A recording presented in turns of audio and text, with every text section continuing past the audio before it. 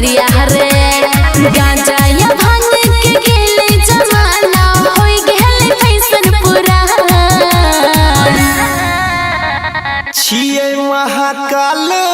के चेला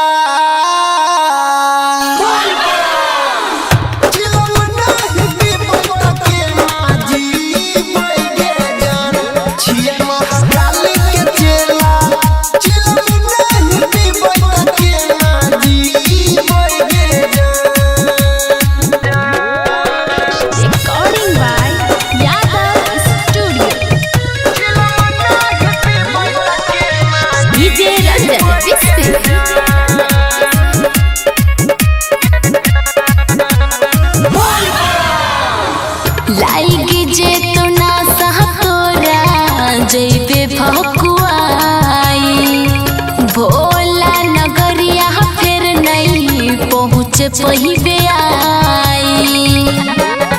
पूरा सावन भर हमारा मिलल छै अफर मरबै गाजा के दम कटतै कठिन सफर सीख जे तो ठोर गोर उठतौ ने तोहर बतिया हमर मान छिए महाकाल के चेला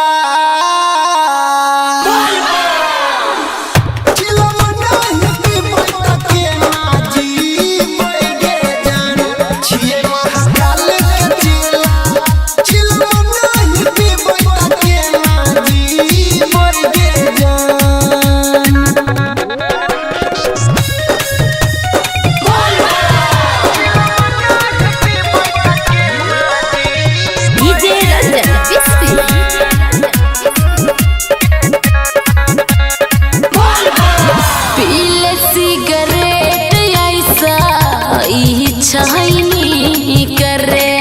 कर तो नहीं खराब ही तोहर मूड रहतो ठीक करे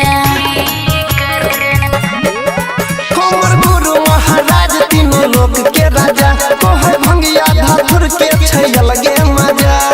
अनिल पंकज पर बिन सुनै बोलन कैना दा छिए महाकाल